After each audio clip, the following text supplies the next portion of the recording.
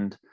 And I'm a screening consultant for the Access Group. It does say they're screening specialist, but I like to refer to myself more as a consultant because I spend a lot of my time working with businesses and sort of finding out about their current processes and how we can help them with streamlining those processes through software and through automation. So yeah, I work with Access Screening. Now, Access Screening traditionally was developed as a tool for recruitment agencies, where obviously time to hire, the topic of today's webinar, and getting candidates compliant and ready to be placed with their clients as efficiently as possible is really vital in that industry. Now, obviously, we're not working with that industry today. What we've realized over the last few years at Access is that screening software actually fits really nicely across all industries, not just recruitment agencies. So I specifically work with HR teams and in-house recruitment teams in that sort of more corporate setting, in helping them with streamlining their screening and their onboarding processes. So that's a little bit about me. I did put my LinkedIn profile in the chat earlier, so if you do want to have me on LinkedIn, then please do so. I share a lot of content on LinkedIn that you might find useful as well. Following on from that, just I've highlighted here just a few of the main industries that I tend to work within, as well as the wider screening team here at Access. And I work with businesses and organizations of all shapes and sizes, really, right from startups all the way up to those large enterprise businesses of, sort of 10,000 employees plus. So a quick agenda for today's webinar. So we're going to start with a little bit of information that's going to sort of set out the current landscape of hiring, go through some stats that you might find familiar and the challenges that you might be currently facing within the industry. We're then going to talk a little bit about time to hire itself and how we measure that and the delays that can be caused there. We're then going to take you on a little bit of a journey, and I'm going to show you what we feel today's candidate tends to look like. We're then going to look at two different ways of getting that candidate ready to hire with your business. One is the manual process route, and the other one is providing that excellent candidate experience through automation, through software. We're then going to talk a little bit about evidencing ROI. I think a few of you said in the poll at the start about budgets for automating these processes can be a challenge. And we're going to talk a bit about how you can actually evidence the return on investment from implementing automated software for your hiring processes. As Natasha said, there's a chat function and there's a question function. So please ask any questions as we go. And we can have a little session at the end of the webinar where I can answer those questions.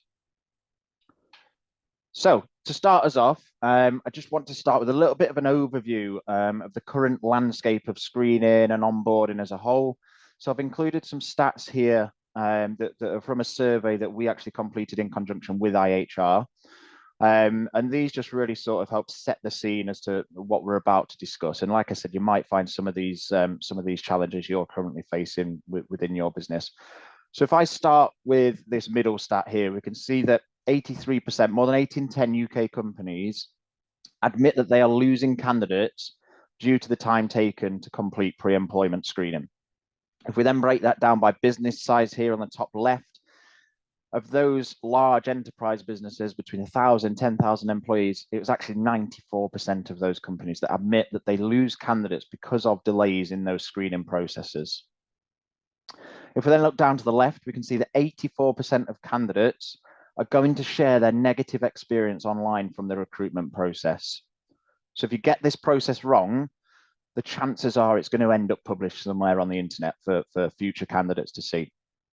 And then that nicely links with the bottom left stat here, that 83% of employees or job seekers are likely to research your company before deciding whether to even actually apply for the job in the first place. If we then go over to the bottom right, we can see it's still a fiercely competitive market out there for candidates. So 49% of the companies that we interviewed admitted that they were actually unable to meet the demands of the business due to candidate shortages. We've got here then that 50% of businesses that we spoke to, they recognize speed to hire or time to hire as the main advantage of completing digital remote right to work checks, which will link in nicely with what we talk about today. So then take all these stats into consideration. It's kind of pretty crazy, really, that actually 44% of companies that we surveyed admitted that they're still operating manual processes to complete their screening processes and their onboarding processes. Now, that's not to say that the other 56% have a completely automated process in place. There's going to be a bit of a mixture here of some automated processes mixed with manual processes. And of course, there will be a percentage of those. I think it was about 10% of businesses that actually outsource all of this process to a managed service provider, for example.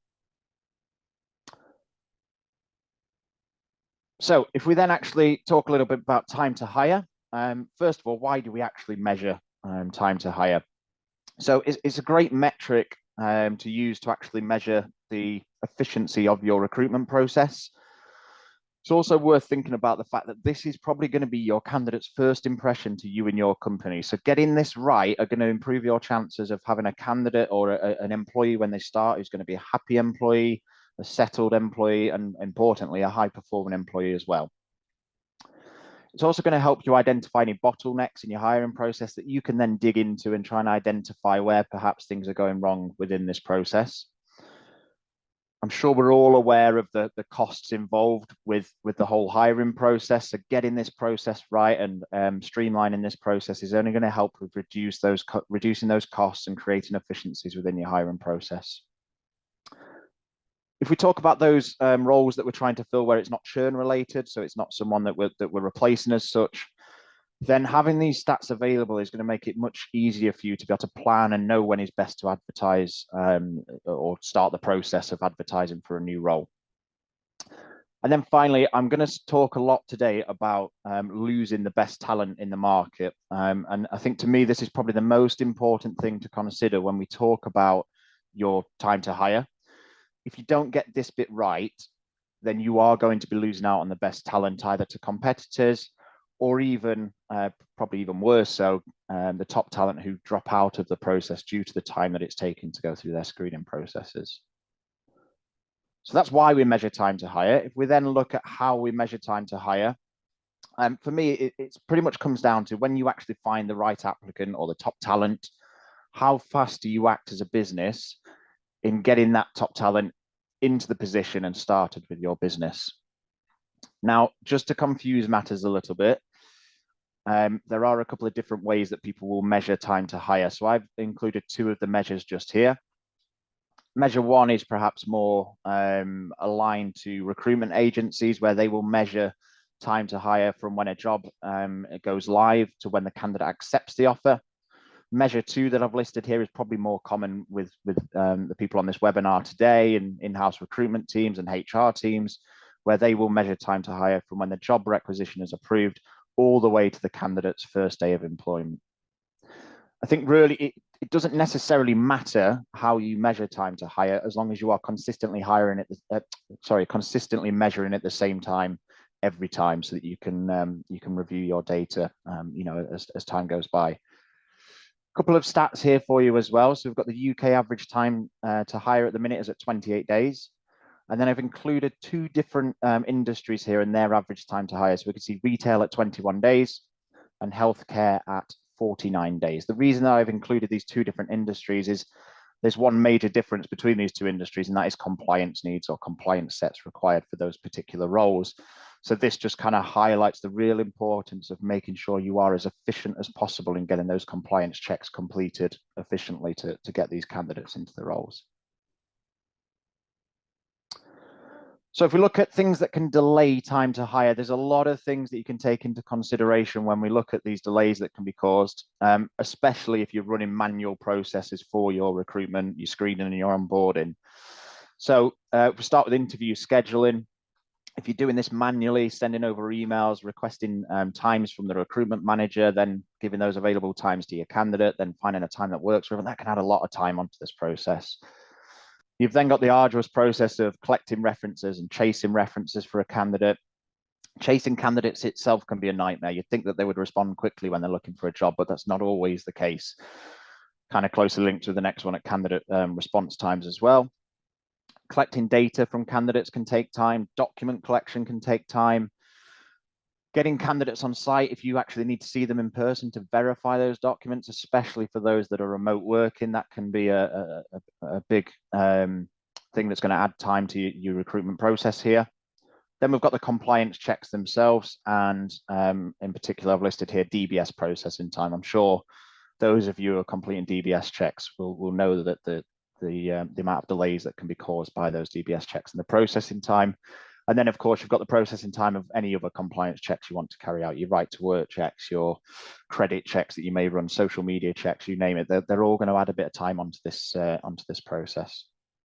And then finally, we've got recruitment and HR team resources. So this is a lot of admin work that needs to be done here.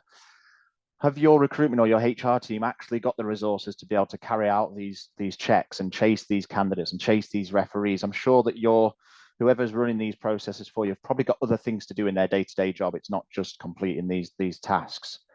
So actually finding the time to complete these tasks can be difficult. Now, we often talk about the importance of a great candidate experience and speeding up time to hire, but I think we maybe often forget to actually sit down and think about why it's so important that we get these things right. We know that the world of work is evolving massively, and so are the people that we're hiring. So this here isn't a one-size-fits-all review of what today's candidate looks like, but I'm sure a lot of these points on the screen here are going to resonate with you when you look at the kind of candidates that you are hiring today. So I've got here as the first one, remote based. We know a lot of candidates these days are going to be either remote based or a hybrid role of remote based and some time spent in the office. Again, we might be stereotyping a little bit here, but you'd like to think that modern day candidates are going to be relatively tech savvy, digital natives, and they're going to be used to using technology and software, maybe even have expectations that there is software and technology involved in this process. Working on the move, again, closely linked to the remote based side of things. Not just working from home, but we've got a lot of people that are working on the go. So whether they're working while they're on the tube on the way to work in the morning, they're working in a coffee shop, they're going to be all over the place when they're completing these tasks for your hiring process. I think a lot of candidates these days are looking for opportunities rather than jobs. They want to see in the whole application process that they are going to be joining a business where they're going to see good career opportunities, not just a job that pays the bill. Again, another one on expectations, work-life balance. I think it's great to see that there's been a massive shift across all workforces on work-life balance. There's still work to be done there, but candidates these days have very high expectations when it comes to work-life balance. So they want to see that reflected in the hiring process. This might seem a little bit harsh, this one here, an impatient generation. It's not. I'm not saying that as a personal trait for today's candidate. What I mean by that is we've got a generation of people who expect answers fast. They don't expect results and things to take time. When they complete an application, they expect feedback nice and quick. When they're going to schedule an interview, they expect to be able to see the availability for that interview straight away. When they complete compliance checks, they expect answers straight away. So in that sense, I would say we do have quite an impatient generation of candidates these days. Data and research driven. I mentioned it earlier that candidates are going to know about your company before they apply for a job. They are researching your company. They probably know much more about your company before they even apply than what they maybe would have done 10, 20 years ago. They're going to have high expectations on things such as sustainability and social impact. And again, they'll want to see that reflected in the whole recruitment process to know that they're joining a business that is going to match the things that are important to them. I've then included a stat here on the top right. 76% of Gen Z candidates would consider abandoning an online application if it took longer than 15 minutes. Now, 15 minutes doesn't seem an awful long time to complete an application, but that is just how impatient we are looking at when we speak about today's candidate. That's why it's so important that we get this process right. People are impatient these days. And then last of all, an important question to ask here and for you to think about in your recruitment process is how many of the candidates that are applying for a role with your company are applying for more than one role with separate companies? So if you're going out for the best talent out there, the chances are your competitors are going after those same candidates. Now, we're not always talking about trying to recruit the top talent. If we look at the opposite end of the spectrum, if you're looking at sort of high churn roles, low skilled roles, the chances are still your candidates aren't just applying for your role, they're probably applying for roles with lots of different companies. So on that basis, it really is a race to the finish to get these candidates onboarded before you lose them and they drop out of the process or they go to a competitor. So hopefully that paints a bit of a picture as to the kind of candidates we tend to be dealing with today. Appreciate that's not a one size fits all, as I mentioned, but I think it does paint that picture of the kind of candidates that we're looking at. So a lot of information on the screen here, so bear with me. I put this together myself. In my role, I work every day with HR and internal recruitment teams, and I spend a lot of time discussing their current processes for onboarding and screening candidates. So I've put this together to kind of highlight the complexity behind your average HR team or recruitment team who are running a manual onboarding and screening process. I'm not saying that this is what the process looks like for every company who are running these processes manually, but this is the typical kind of process that I see when I'm speaking to clients. So if we quickly run through it, appreciate there's a lot of information here. We've got a candidate who applies for a role with your company. We email them an invite to an interview with a list of available times. The candidate then eventually attends the right interview. The candidate's offered a job subject to background checks, sent a contract via email from your HR admin team. Candidates then sent a welcome email with a document in there to manually fill in all their basic details. They're also sent an email requesting their reference details. They're sent another email with a link to upload their DBS details, maybe through a third-party provider. That DBS check, once completed by the candidate, is then verified by your HR admin team. You've then got to arrange for the candidate to come into the office so you can verify their documents in person. Candidate then visits the office to provide the DBS documents and the right to work documents in person. Hard copies are then maybe taken by your HR admin team and stored somewhere. Your HR admin team then submit the DBS application. Then they send another email to the candidate, which now is going to be an occupational health form for the candidate to complete. That occupational health form, the candidate needs to print that off. They need to complete it, scan it, and send it back. HR admin team then send that completed occupational health form to a third party to complete that check, waiting for a result to come through. HR admin then have to clarify gaps in the employment history of the candidate, all done over email or maybe over the phone.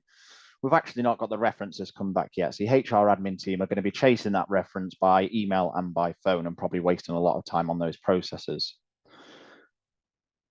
Meanwhile, your HR admin team are constantly being chased by the hiring manager and by the candidate, asking for updates on what's happening with their compliance checks and why they're not ready to go into employment yet. HR admin actually now give up on that initial reference that they got because they're not getting a response by phone or email. So they request a new reference from the candidate. Process starts all over again for your references. DBS application is now rejected. The candidate uploaded incorrect details when they completed the DBS link because there weren't clear instructions on how to complete it. You then resend the link to the candidate for them to complete the DBS check again. Now, once we get to this stage, one of three things are going to happen. Number one, probably worst case scenario, the candidate drops out either because they're fed up with this process or because, like we said, they've applied for a job somewhere else and someone else is nailing this process and they've got them ready to start in their position. Second option is you delay the candidate starting, you delay their start date because you've not got all the compliance checks back. So you're now left with a role that is empty, waiting to be filled by this candidate who you've identified as the perfect person for the role, but you can't start them yet because they've not completed their compliance checks. Third option is the one that I've listed here. So the candidate actually starts the role without their compliance checks being completed. Your internal HR team need to complete a risk assessment saying that this candidate should be all right to start, but we've not actually got all the compliance checks back. So leaving yourself wide open there. So if we then go back to today's candidate, does that process work for the kind of candidates that we're dealing with today? I think we probably all know the answer to that and the kind of picture that I'm trying to paint here. So what kind of process do you need in place to suit today's candidate? So if we take that first process flow that I've just been through, and then we compare it to this one, this is how straightforward you can make your onboarding and screening processes through automation and through software. So the candidate applies for the role. Their interview is scheduled using a live link that shows availability of the hiring managers. Candidates then offered the role, still subject to background checks. We've still got to do those. The candidate then enters their details into a tailored candidate portal where they can provide all their details for their checks in one place, in one go. They give consent to the data being used, and therefore the background checks begin automatically for that candidate. Your hiring team then monitor the progress. They're going to be alerted to any red flags that come up, and they can also provide the candidate and the hiring manager with updates along the way. Finally, the hire receives a candidate report that they can review. Candidate starts the role fully compliant. Now, you might be thinking that's far too simplistic, and appreciate it might not always be quite this straightforward. But I now just want to take you through a little journey as to how this would look in reality. So if we go to the next slide, I've used some snippets here over the next few slides to highlight how automating these processes can look for your candidates. These are taken from access screening, but this process is achievable pretty much through any screening software that's out there. So if we go through a little journey here with a candidate, we've got a candidate who's been offered a role. We use an IHR as an example today, and we're ready to put this candidate through their screening and onboarding checks. So they're going to start by receiving an email asking them to complete those checks. It's going to look something like this. It's going to be fully branded. We can see here it's branded up to IHR. It's going to give the candidate a nice professional first impression, and we can configure all this text here to convey the message that our company are trying to get across to these candidates. The candidate's also going to receive email and text reminders, so your admin team no longer need to chase this candidate up to complete these checks.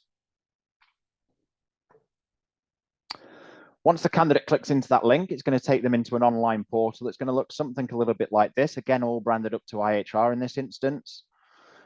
The important thing here for the candidate is that everything is in one place for them to run through these checks. So this here on the left is what we would call a compliance workflow, and the candidate is just going to work through inputting their details and completing any third-party checks, all in that one portal.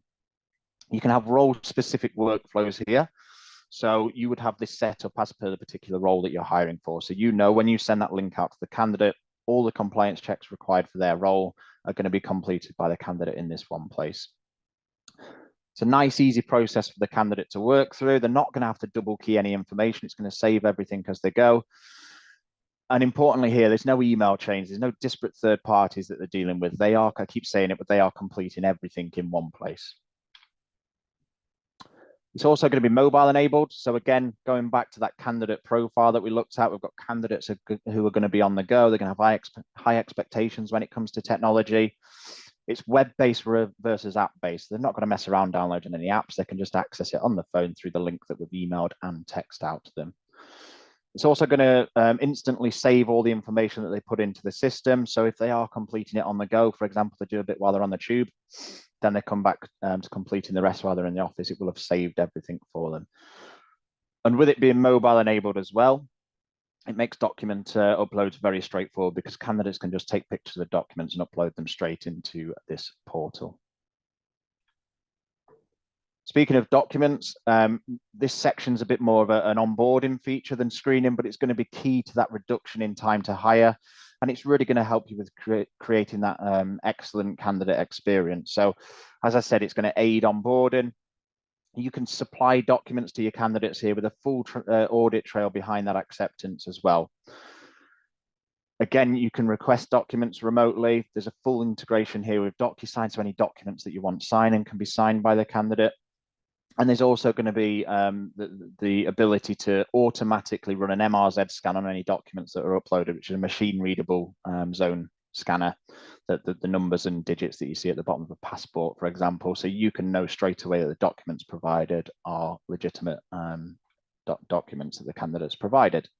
And again, here we can see example on the screen there of the type of documents we might want to request. We've got driving license, insurance certificate in there. So lots of different things that we can collect from the candidate here.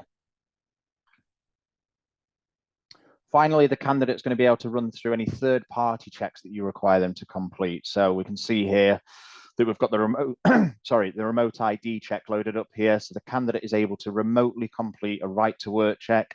They don't need to come into the office, which is massive for those companies who are hiring people across the UK in different offices or home workers. They don't need to come into the office and bring their documents anymore. It can all be done remotely in this one place. Same goes for DBS checks, all completed through the portal in the same place. And then we also have the ability to automate any other background checks as well. So things such as credit checks, adverse media searches, social media searches. they can be completed in the background without the candidate having to actually do anything. They're just going to be run automatically based on those details that the candidate has provided. And I mentioned it earlier, but this can be role specific. So you can ensure that the full compliance sets for your particular role. So if, for example, you have a role that has really high compliance needs, you can still get all of those checks done in this one place for your candidate. Once your candidate's completed all of their screening checks and their onboarding tasks, you're then left with a full PDF. I like to call it a candidate compliance pack. And this is a full audit trail behind all of your processes that you've gone through within your screening processes. And it's going to contain all of that data that you've collected during screening in this one place in this PDF. You can also have that set to automatically email to you and to your candidate upon completion, just to give them the peace of mind that all their checks have come back as complete. So again, if we go back to our today's candidate slide, how does automation and software that we've just been through compare to the manual processes that we went through when taking into account today's kind of candidates that we're dealing with? I think actually a lot of candidates are going to expect that automation throughout the hiring process. And if we go back to that question that I posed earlier, when we spoke about applying for multiple jobs, is the candidate that you're trying to hire only applying for the role with your company, or actually are they in the process for multiple companies? I think that the chances are they're probably speaking to other companies, in which case it really is a race to the finish line in order to secure that top talent. So you need to make sure that you're nailing this process, because there's a good chance if you don't nail this process that you are missing out on the best candidates. So I've just included here some key stats from some case studies that we've conducted with some of our screening accounts. So we've got the first one here, Morgan McKinley. Morgan McKinley from 2021 compared to 2019, we're able to actually screen 44% more candidates, but importantly, whilst keeping the same number of internal compliance staff. So that's a really key thing with automating these processes and using this kind of software, is that you're able to go through rapid business growth whilst keeping your headcount in this team the same because of the automation of these checks. If you're completing those manual processes, then that is going to be a direct correlation that the more candidates that you are on board and the more admin staff you're going to require to complete those tasks. We've then got Rulion, who they saw a 53% reduction in time to hire, and they were able to actually reduce their time to onboard from 3 weeks right down to around 7 days. So a massive reduction there for them. Not only is that going to directly relate to the admin time and cost, but also from a candidate experience point of view, that is excellent. We've then got Premier Care. Again, 2 weeks reduction in candidate turnaround time for them. And they were able to see lots of admin time saved there as well, which again will relate to that admin cost that we can save. And then last of all, we've got here Outlook Care. So they were able to see a 50% reduction again in candidate turnaround time. And they spoke a lot about improving the visibility and the continuity of these processes. That's both for them as an admin team, but also for the candidates as well. These are case studies that are available. So if you want to get in touch afterwards and request any of those, then I'm more than happy to send them over. So just to finish off, today's webinar has been pretty much entirely talking about the candidate themselves, speed to hire, and that excellent candidate experience. But another major point that I've just mentioned a couple of times that we need to consider here is the actual time and cost savings that you can achieve through automating processes and removing those manual admin tasks. So when I'm speaking with businesses on a day-to-day basis, I often use a what I call a return on investment calculator. And we use that just to help clients put together a business case when they're trying to automate these processes. Screening software and onboarding software is quite often a completely new piece of software for a business, and maybe one that they've not been through the buying process for before. So, for example, a CRM system or a HR platform, you've probably invested in that kind of software multiple times over the years. Screening software is a relatively new thing to the market, so often businesses haven't been through that buying process. So therefore, it's really important that you're able to measure and demonstrate the return on investment that you're going to see through automating those processes. One of the big mistakes that I see businesses make is they look at their screening processes and think, well, it's not costing us anything at the minute because we're not using any software, so it doesn't cost us anything. Well, actually, in reality, it's costing you an awful lot of money because you are spending admin time on those tasks. And obviously that directly relates to costing the business money because you are paying someone to complete those tasks. So just here, there are some sort of headline figures on the kind of savings that you can make through implementing software and automating these processes. So for example, we take, I don't know, if we take an SME here employing, say, 20 candidates a month, we would estimate that they're spending roughly 40 hours a month on the admin tasks related to candidate screening. So that is actually costing them, based on the UK average HR admin salary, it's costing them £6,500 a year in admin time. If you then were to reduce that admin time by, this is based on a 40% reduction, but if we were to take the manual admin tasks that we looked at earlier and then automate those, it's probably going to be higher than 40%. But if we go for an average of 40%, we're going to save £2,500 there just in automating those tasks. Not only that, we're also going to save the business 192 admin hours over the course of a year. So think about what your admin team could then do with that extra time in their day-to-day working life. I'm sure, as I mentioned earlier, your admin team, their sole job isn't just completing these tasks. I'm sure you would find plenty of other things that they can be using their time to do. If we then look at the opposite end of the spectrum and we look at a business who are processing 500 candidates a month, we're looking at around 500 admin hours per month spent on these processes, which is costing the business, again, on that UK HR admin salary, it's costing the business around £80,000 a year. 40% reduction, you're going to save £32,000 there in admin time. And this stat is crazy here, 2,400 hours of admin time saved. Appreciate they're opposite ends of the spectrum, but you can see a few different examples here in between.